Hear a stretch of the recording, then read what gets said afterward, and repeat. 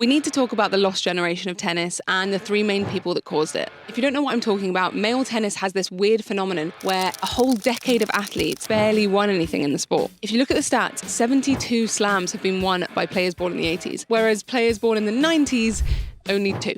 Which has already been surpassed by players born in the 2000s. You might be thinking there's some bigger reason for all this, but in reality, it comes down to these 3 people. Roger Federer, 20 Grand Slams and 310 weeks at world number 1. Rafael Nadal, 22 Grand Slams and 209 weeks at world number 1.